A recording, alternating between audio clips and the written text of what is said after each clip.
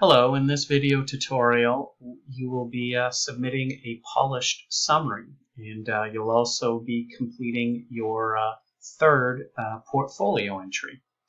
And so if we take a look at the activity here, we'll start with kind of a review.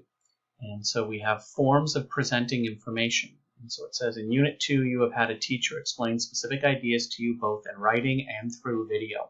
So if you go back to Unit 2, Activity 1, and that's actually put here for you. You don't even have to go back.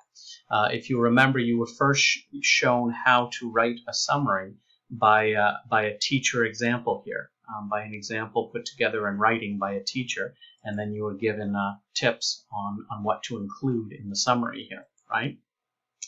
So you were given information and an explanation through writing. You were then, in Activity 2, given an explanation of how to search a website through a video. So you've been taught by writing and by video. I'm doing a video for you right now as well too. So with that in mind, you're going to be asked to reflect. It says, do you find it easier to understand material when you are reading or when you are listening? For example, when you need instructions, would you rather read them or listen to someone explain them? How do you prefer to hear your news? Do you prefer to read the news? Do you prefer to watch or listen to the news, right?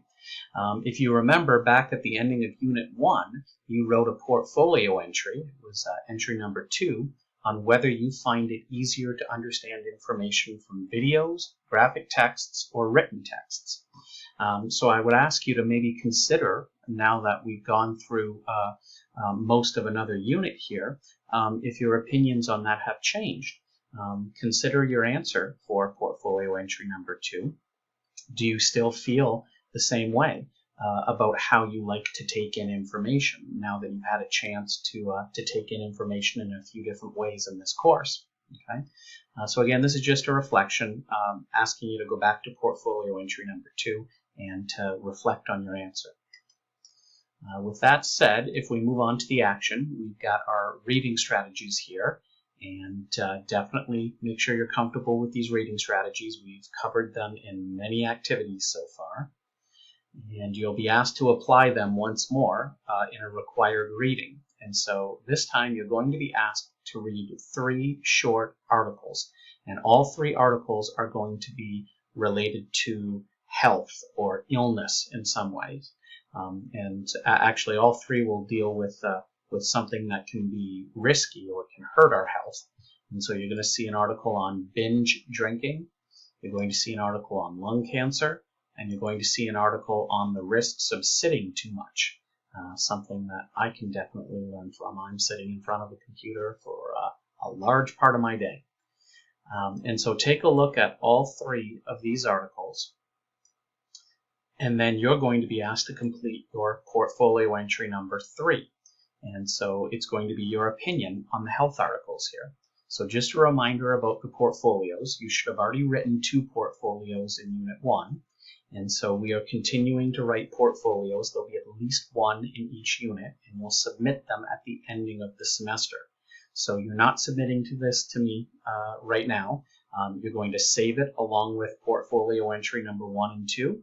I think the best and most convenient way to do this is to put all of your portfolio entries into one Google Doc or one Microsoft Word. So just go back to where you placed your previous entries.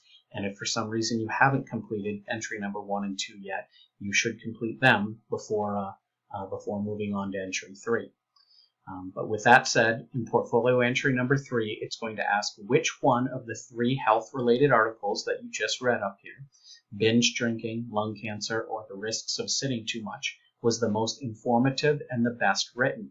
Judge the articles based on the clarity of their main ideas and supporting details and the quality of the research or evidence that they presented.